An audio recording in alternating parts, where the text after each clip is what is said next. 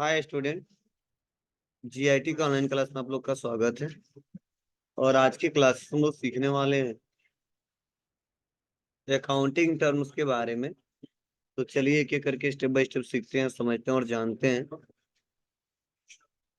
तो देखिए, आज के क्लासेस में हम लोग जो जानने वाले हैं वह मेन कौन कौन से टॉपिक पे चर्चा करने वाले हैं, मैं पहले बता दूं। सबसे पहले ध्यान दीजिएगा। सबसे पहले जो आज हम लोग जानेंगे वह जानेंगे जनरल क्या होता है।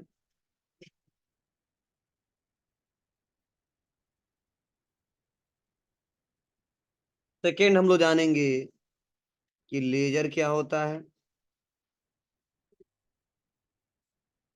और थर्ड हम जानेंगे अकाउंटिंग इक्वेशन क्या होता है। एक एक करके आज के क्लास में स्टेप बाय स्टेप सीखने वाले हैं, समझने वाले और जानने वाले हैं। इससे पहले सभी लोग आईडी कार्ड लगा लें और बात करना बंद करें।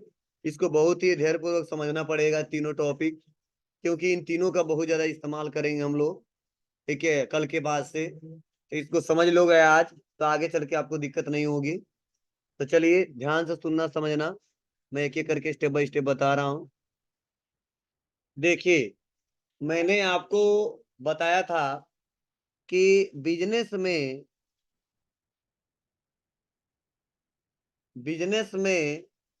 हम लोग क्या करते हैं,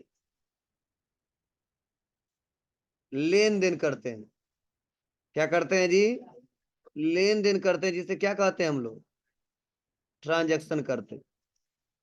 मतलब बिजनेस में जो लेन देन करते हैं, मैंने बताया था उसको ट्रांजैक्शन कहते हैं। इतना सबको क्लियर है? लेकिन सवाल यह कि सर ये जो ट्रांजैक्शन है, ये जो सौदा है, उसको हम लोग रिकॉर्ड कहाँ पे करेंगे? जो बिजनेस के ट्रांजैक्शन है, जो सौदा हम कर रहे हैं, उसको रिकॉर्ड कहाँ पे करेंगे?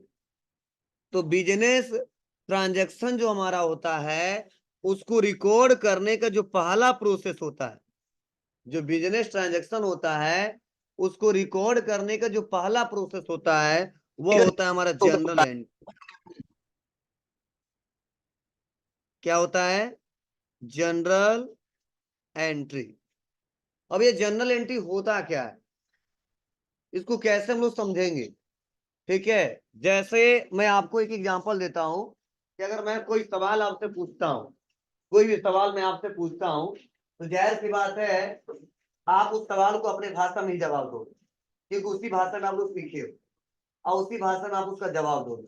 वैसे आपसे आप भी हमसे कुछ पूछोगे या मुझे कुछ बताना हो तो मैं अपने लैंग्वेज में ही तुमको बताऊंगा, क्योंकि वो लैंग्वेज मुझे बेटर तरीके से आता है और मैं जानता हूँ उस पे मैं बेटर तरीके से बोल सकता हूँ, समझा सकता हूँ, बता सकता हूँ। वैसे ही जब हम अकाउंटिंग करते हैं और अकाउंटिंग करते समय हम कोई सौदा करते हैं, कोई लेन देन करते हैं, तो उस लेन देन को करने के लिए, ठीक है, और उस लेन देन को करने के लिए और उसको एक सिस्टमेटिक तरीके से रिकॉर्ड करने के लिए एक स्थान हमको चूज करना पड़ता है, एक फॉर्मेट चूज करना पड़ता है, एक लैंग्वेज चूज करना पड़ता है, और उसी फॉर्मेट उसी लैंग्वेज को बोलते हैं जनरल है। मतलब जैसे हम अपनी बातों को बताने के लिए हिंदी लैंग्वेज का इस्तेमाल करते हैं, वैसे अकाउंटिंग में बिजनेस जो ट्रांजैक्शन होता है उसको जो रिकॉर्ड किया जाता है उसी प्रोसेस को बोलते हैं जनरल एंट्री। उसी प्रोसेस को क्या बोलते हैं? General entry. तो बोला जाता है कि जनरल एंट्री क्या है? बिजनेस ट्रांजैक्शन का रिकॉर्ड करने का एक ऐसा प्रोसेस होता है जहां पे सारे ट्रांजैक्शन रिकॉर्ड किए जाते हैं, और ये एक डे बुक की तरह होता है। एक डे बुक मतलब जो डे बुक आप बनाते हो कि सुबह से लेकर शाम तक आप क्या किए हो, जो रिकॉर्ड करते हो, वही बिजनेस में भी हम सुबह से लेकर शाम तक क्या किए हैं जो रिकॉर्ड करते हैं। जिस स्थान पे रिकॉर्ड करते हैं, जिस फॉर्मेट में रिकॉर्ड करते हैं, उसी स्थान उसी फॉर्मेट को हम बोलते हैं जनरल एंट्री। ठीक है ना? मतलब क्वेश्चन ऐसा नहीं है कि हम किसी से खरीद लिया, हमने खरीद लिया तो रखोगे कहाँ, रिकॉर्ड कहाँ पे करोगे? बेच दिए तो रिकॉर्ड कहाँ पे करोगे? ठीक है, तो उसको पहले सिस्टमेटिक तरीके से जो रिकॉर्ड करने का प्रोसेस होता है वह होता है हमारा जनरल। अब कई लोग यहीं पे सवाल कर सकते हैं, सर यहाँ पे जनरल एंट्री तो आपने बता दिया, ये वाउचर क्या है? ठीक है, तो मैंने वाउचर के बारे में आपको समझाया था। जो बाउचर का इस्तेमाल करते हैं ना, ध्यान से सुनना, जो हम लोग बाउचर का इस्तेमाल करते हैं वो टैली सॉफ्टवेयर में इस्तेमाल करते हैं।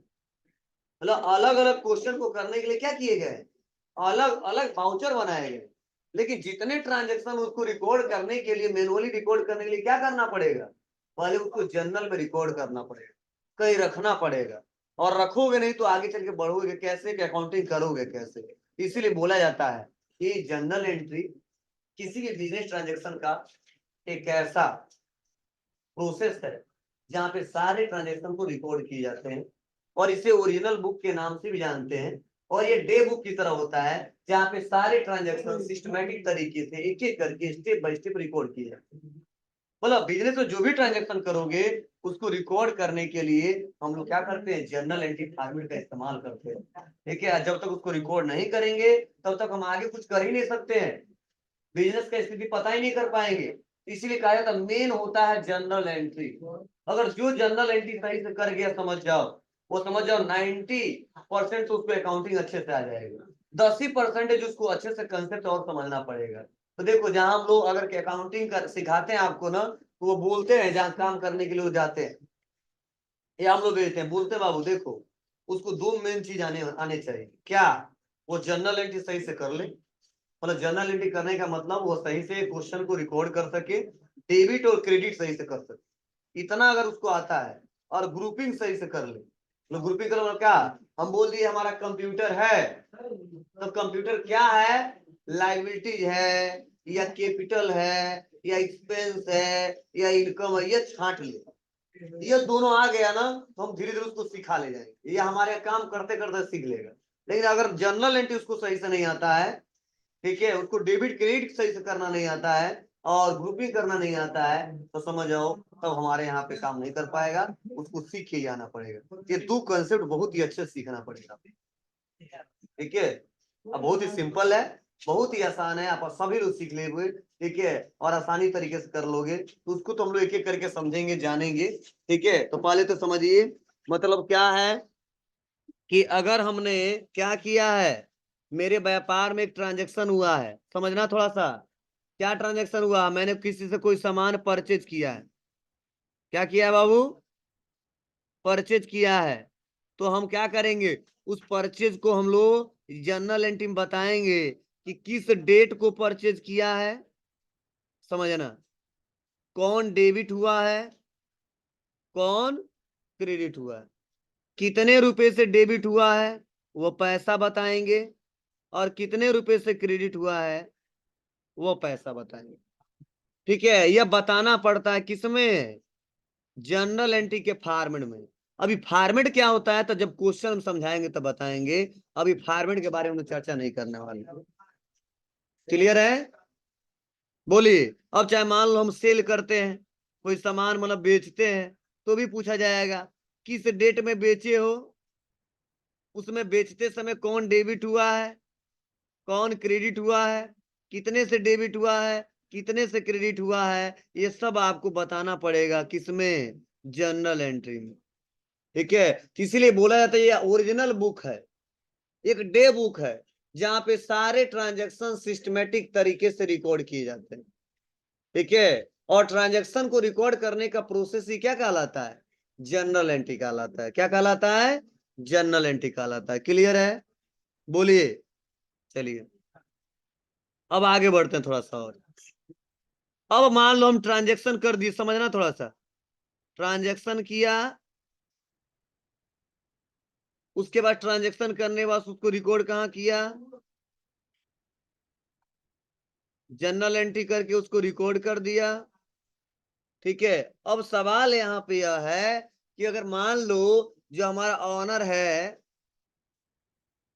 ठीक है, या जिसके अंडर में हम काम करते हैं, वो हमारा जो अकाउंटेंट है, जो मेन अकाउंटेंट है, जो मेरा सीनियर है, वो हमसे या ओनर या वो अकाउंटेंट हमसे पूछ दे कि बाबू तुम बता दो तो अभी तक कितने लाख रुपए का सेल किए हो, और समझने की कोशिश करना, या अभी तक कितने का आप परचेज किए हो, या सब लेने देने के बाद कैश कितना पड़ा हुआ है, या सब लेने देने के बाद बैंक बैलेंस कितना पड़ा हुआ है।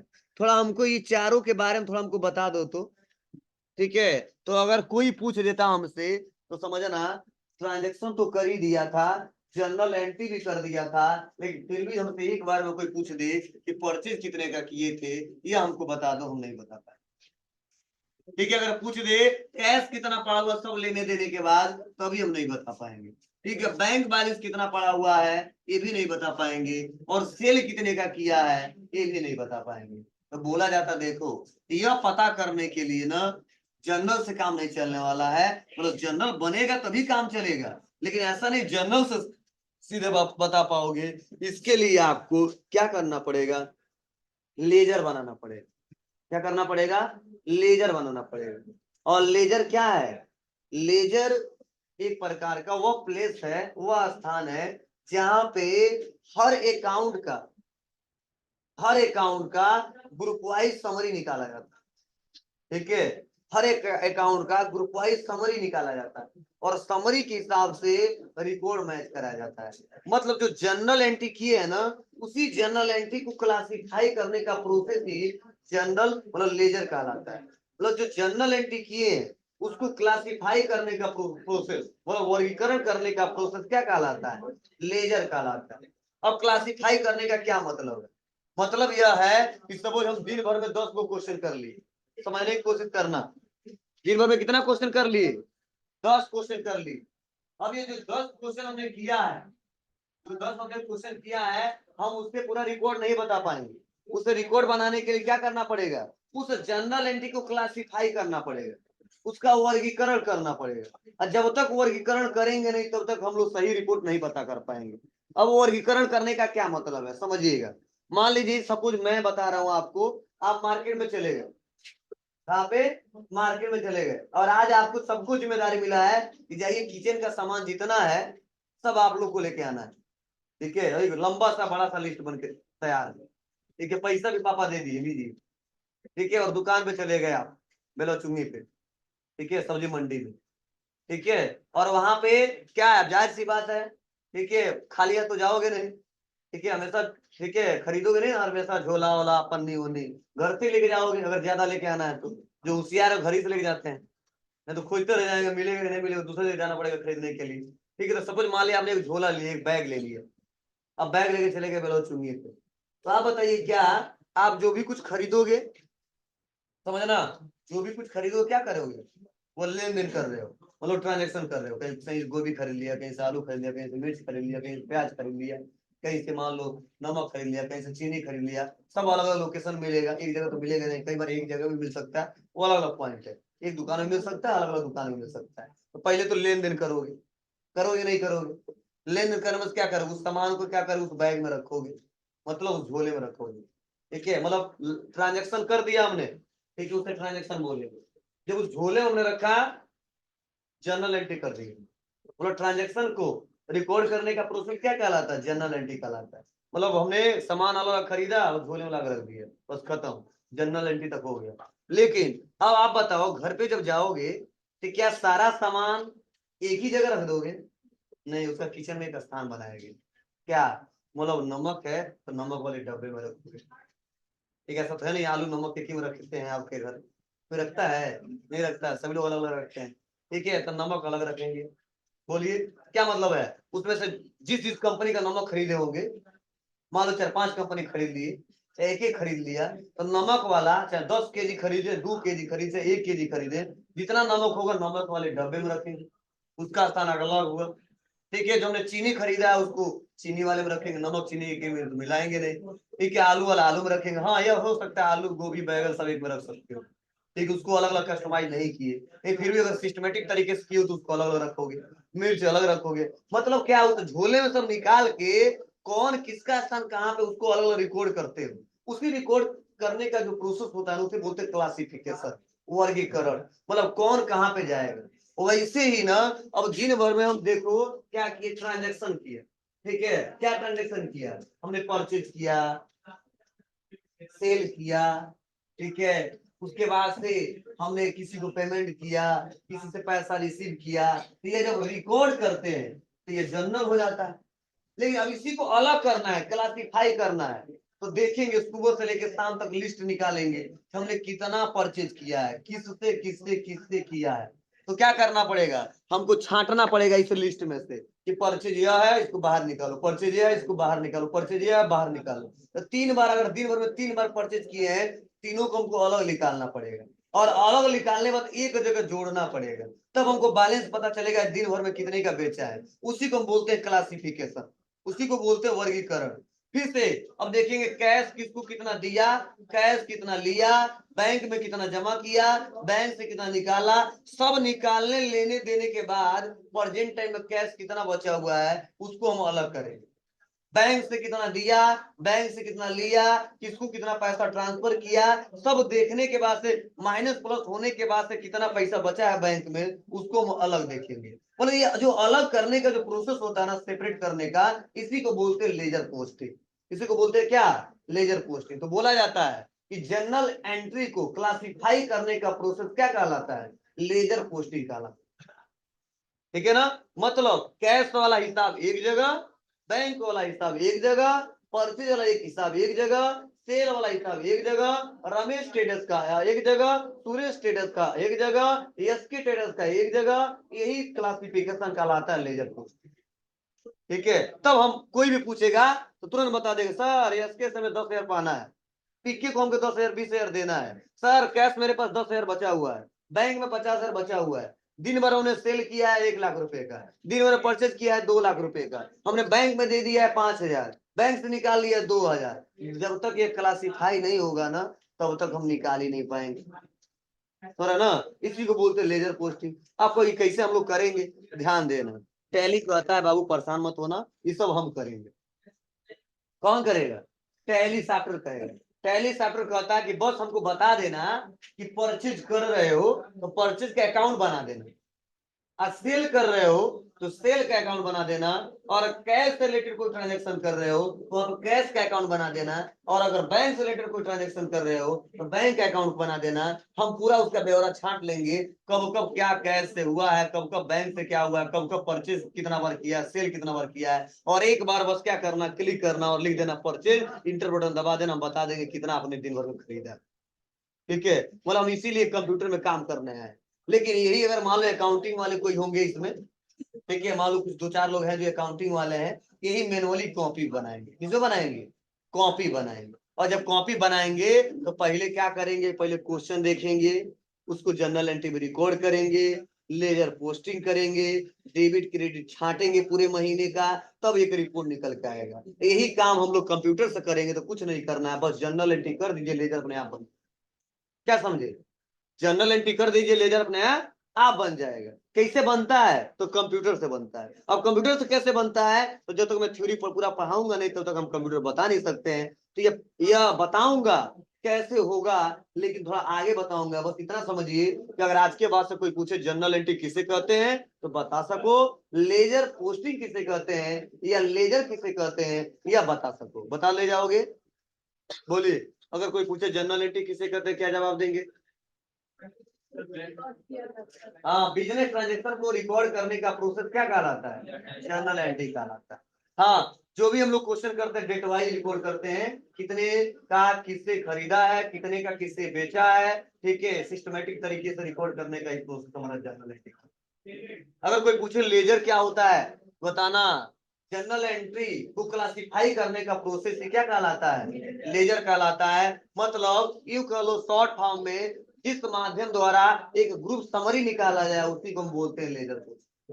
तो कई सारे एग्जांपल के तौर पे हमको बता दो, तो मैंने कई सारे एग्जांपल बताया, बता सकते हो, या थोड़ा सा इंतजार करना, जब हम टैली सीखेंगे तो और भी तुमको प्रैक्टिकल करके दिखा दूंगा एकदम सामने, तो और भी बेटर तरीके से आपको समझ में आ जाएगा। लेकिन अभी नहीं कर सकता हूँ, क्योंकि इसके लिए कंपनी बनाना पड़ता है, क्वेश्चन लाने पड़ते हैं, तो हम कोई क्वेश्चन किए नहीं है, तो समझ में आने वाला नहीं है इतना जल्दी, क्योंकि जनरल एंट्री कम से कम 10 दिन लगने वाला है, तब आप सीख पाओगे। अभी तो थ्योरी चल रहा है, अभी जनरल एंट्री कराऊंगा, टाइम लगेगा इसमें। ठीक है, तो थोड़ा सा इंतजार करना है। बस यहाँ तक क्लियर है तो बताओ, नहीं तो कोई दिक्कत है, कोई क्वेश्चन पूछो।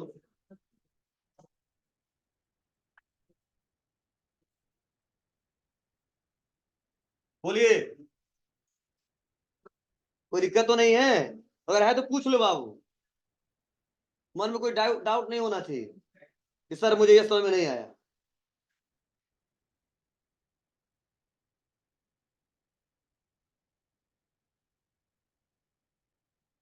चलिए ठीक है, तब आगे बढ़ते हैं हम लोग। आगे बढ़ते हैं हम लोग, अगला कंसेप्ट समझते हैं। एंटिटी समझ ले तो पहले।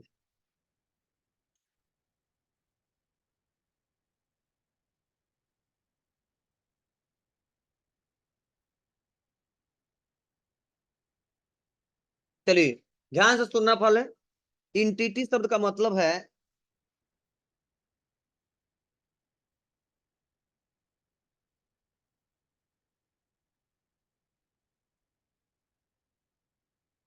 एंटिटी शब्द का मतलब है कि सबका बिजनेस में सबका अलग अलग अस्तित्व होता है। एंटिटी का मतलब क्या होता है? बिजनेस में सबका एक अलग अलग अस्तित्व होता है। अब अलग अलग अस्तित्व क्या क्या मतलब है समझिए। जैसे यह बिजनेस है, समझना बाबू, यह बिजनेस है और यह बिजनेस का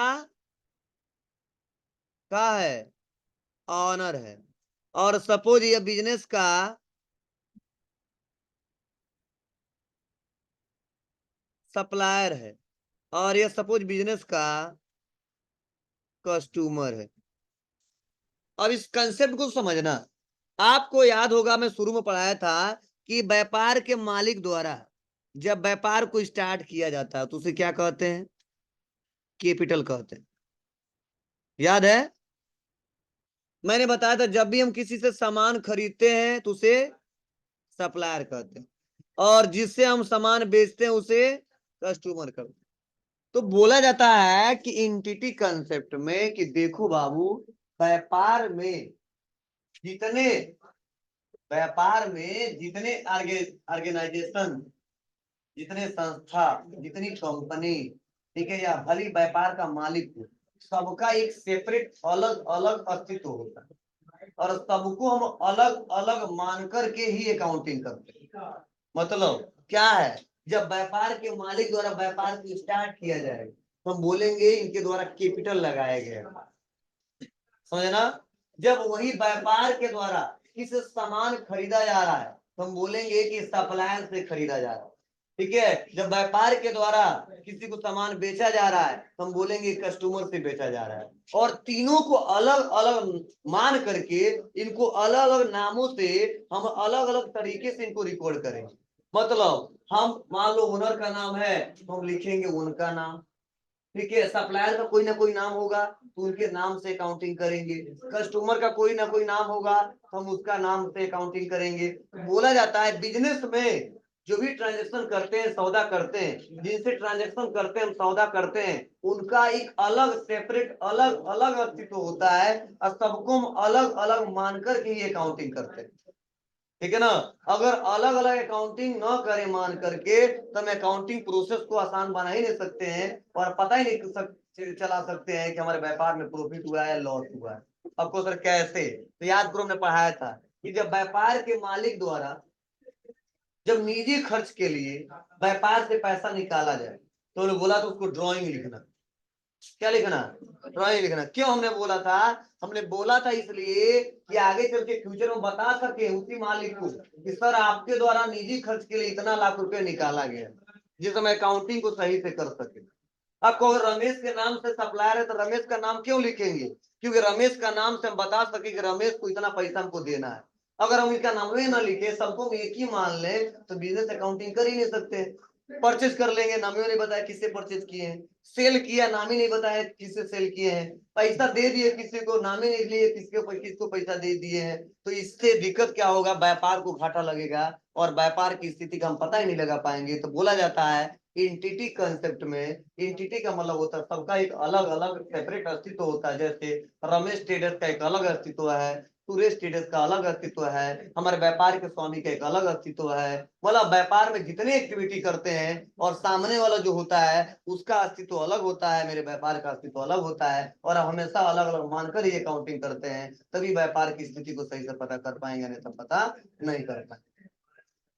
ठीक है, जैसे मान लो हम यहाँ पे आ जाते हैं, मार्कर की बात करते हैं। ठीक है, अभी तो मेरे व्यापार में मार्कर का क्या अस्तित्व है? कोई अस्तित्व नहीं। ये हमारा खाली गुड्स है, ये हमारा खाली क्या है?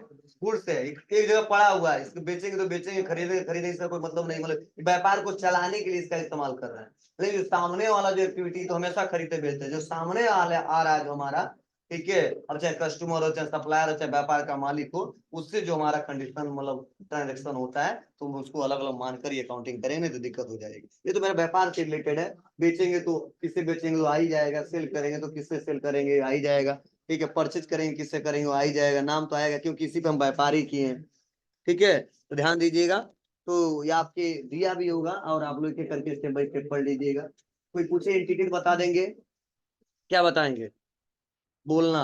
एंटिटी क्या मतलब होता है, खुद का, ठीक है, सबका अलग अलग अस्तित्व होता है व्यापार में, सबको हम अलग अलग मानकर ही अकाउंटिंग करते हैं। रमेश को अलग मानते हैं, सुरेश को अलग मानते हैं, व्यापार को अलग मानते हैं, व्यापार के मालिक को अलग मानते हैं, और तभी अकाउंटिंग करेंगे तो बेटर तरीके से कर सकते हैं, नहीं तो नहीं कर पाएंगे, ठीक है, दिक्कत हो सकती है, क्योंकि हम सबको एक ही मान ले तो कुछ लिखवे नहीं करेंगे, ठीक है, जब लिखेंगे नहीं तो व्यापार की स्थिति पता ही नहीं कर पाएंगे। क्लियर है, चलिए एक और लास्ट समझते हैं, वह समझते हैं अकाउंटिंग इक्वेशन।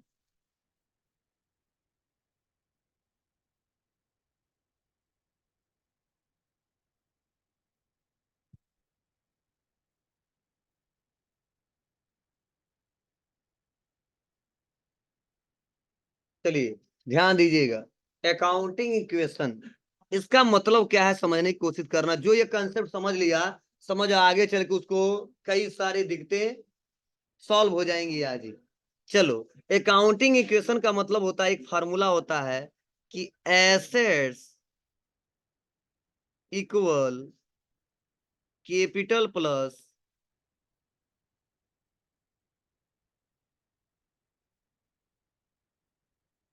अब समझने की कोशिश करना, assets equal capital plus liability. Accounting equation होता है assets equal capital plus liability. इसका क्या मतलब है, मतलब बताया जाता है व्यापार में कि जो मेरे व्यापार में जो अकाउंटिंग इक्वेशन क्यों नाम दिया गया है और इससे हम लोग क्या मेजर करते हैं, यहाँ समझाया जाता है अकाउंटिंग इक्वेशन में, मतलब जितने लाख रुपए का मेरे पास संपत्ति पड़ा हुआ है, ध्यान से सुनना, जितने लाख रुपए का मेरे पास संपत्ति पड़ा हुआ है, ठीक है, इक्वल बराबर होता है कैपिटल प्लस लायबिलिटी।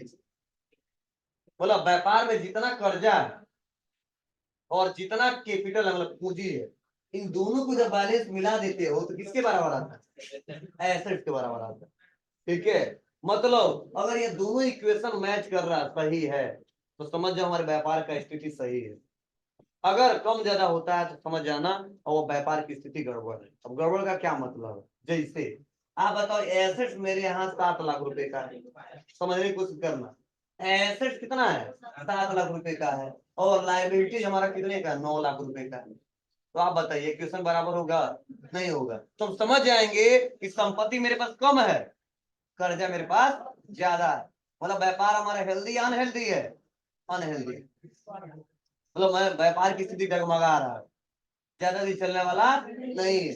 लेकिन अगर वही क्या हो, जितना मेरा संपत्ति है लाइबिलिटी और कैपिटल दोनों के बराबर है, तो हमारे व्यापार का स्थिति बहुत ही अच्छी है। क्यों, क्योंकि कैपिटल को मिला दिया जा रहा है, मतलब जितना पूंजी लगा वो भी मिला दिया जा रहा है, और प्लस जो कर्जा है वो भी मिलाने के बाद से बराबर किसके आ रहा है, एसेट के बराबर आ रहा है। जैसे सपोज मान लीजिए हम व्यापार को स्टार्ट किए थे कितने से, समझने की कोशिश करना, 5 लाख रुपए का स्टार्ट लगाए थे, कितना रुपया, 5 लाख। व्यापार को हम चलाते गए चलाते गए चलाते गए चलाते गए और पूरा 31 मार्च को हम चेक किए कि मेरे पास संपत्ति एसेट्स है 10 लाख रुपए का, कितने का है, 10 लाख रुपए का, इक्वल कर दिया, कैपिटल हमको पता नहीं है, कैपिटल हमको पता नहीं है, प्लस लाइबिलिटीज हमको पता है कि लाइबिलिटीज है 7 लाख रुपए का, कितने का है 7 लाख रुपए का, तो निकाल नहीं लेंगे, capital equal assets minus liabilities, तो कैपिटल इक्वल 10 - 7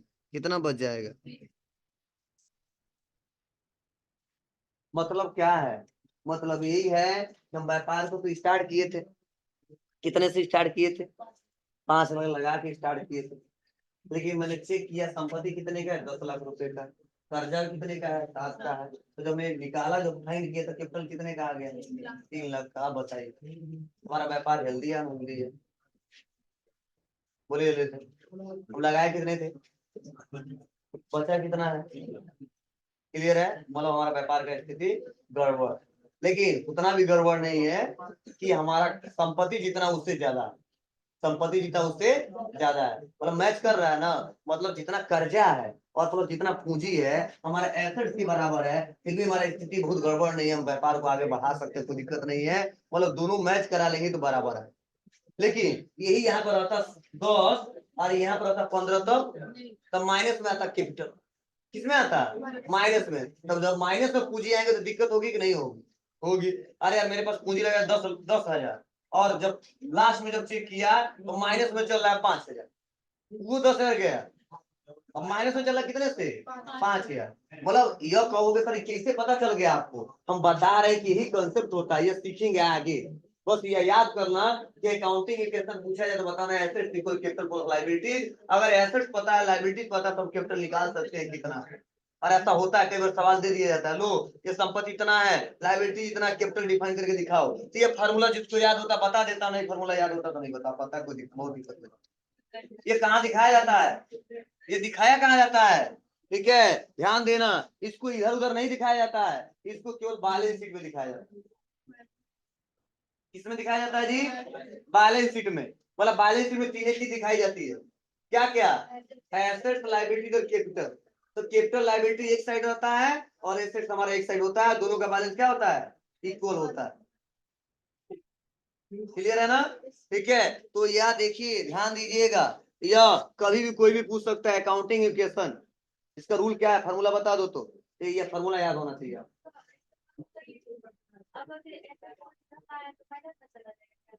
माइनस प्लस का रहे हैं हम देखेंगे एसेट का बैलेंस कितना है। ठीक है, और उसके बाद कैपिटल का बैलेंस कितना है, लायबिलिटी दोनों के बराबर है कि नहीं बराबर है। ठीक है, एसेट तो पता चलवे करेगा, कैसे भी करके लायबिलिटी पता भी चलवे करेगा, बस कैपिटल नहीं पता रहे, उसी को डिफाइन करना है। ठीक है ना? और आप लोग मैथ पढ़े हो थोड़ा बहुत। ठीक है, कि जब क्या होगा, साइड चेंज होता है तो सिंबल माइनस प्लस होता है। तो ये तो पहले से जानते हो आप लोग।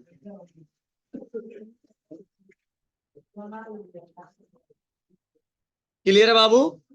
चलिए, बस ज्यादा मत समझो, इतना याद करके रखे रहना। कोई पूछे अकाउंटिंग क्वेश्चन, उसका रूल क्या है तो क्या जवाब देंगे जी? अब उसमें कोई कह दे नहीं एसेट्स पता है, लायबिलिटीज पता है, कैपिटल डिफाइन करना तो कैसे पता करेंगे? तो कैपिटल इक्वल नहीं, माइनस मत को याद कर लो। Capital equal assets minus liabilities. Capital equal assets minus liabilities. Clear है?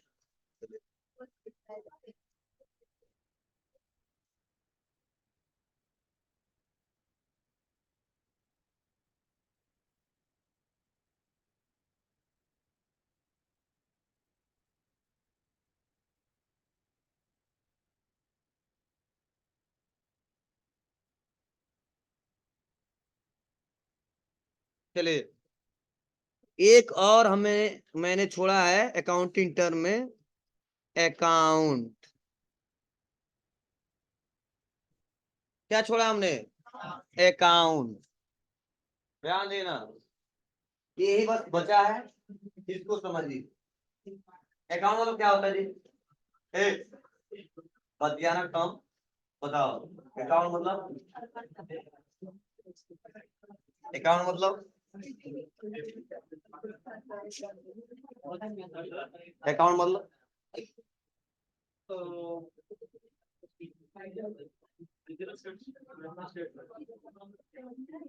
चलिए ध्यान देना, अगर आज के बाद से कोई भी पूछता है, ठीक है, तो क्या बताना? देखो, अकाउंट, एक सुनना, अकाउंट किसी भी बिजनेस का एक ऐसा स्टेटमेंट होता है, जैसे मान लो बैंक में गए, हम अपना खाता खुलवाते हैं ना, हमारा स्टेटमेंट निकल के आता है कि नहीं आता? वैसे ही बोला जाता है अकाउंट किसी भी बिजनेस का एक ऐसा स्टेटमेंट होता है जिसका सीधा प्रभाव व्यापार के एसेट्स, व्यापार के लायबिलिटी, व्यापार के एक्सपेंस और व्यापार के इनकम पे पड़ता है। ध्यान सुनना, क्योंकि अब अकाउंट का रूल पढ़ने वाले हैं। तो अगर कोई भी पूछता है अकाउंट किसे कहते हैं बताना। अकाउंट किसी भी बिजनेस का एक ऐसा स्टेटमेंट होता है, ठीक है, जिसका सीधा प्रभाव हमारे व्यापार के संपत्ति पे पड़ता है, हमारे व्यापार के कर्जे पे पड़ता है, हमारे व्यापार के खर्चे पे पड़ता है और व्यापार के इनकम पे पड़ता है। ठीक है, मतलब बिजनेस में सुबह से लेकर शाम तक जो भी एक्टिविटी करते हैं इन चार पे पड़ता है, और इन चारों पे पड़ेगा तो कहीं ना कहीं कैपिटल को डिक्रीज या इंक्रीज करेगा। तो पांच ही अकाउंटिंग में हमको समझना है, कैपिटल, एसेट्स, लायबिलिटीज, इनकम और एक्सपेंस।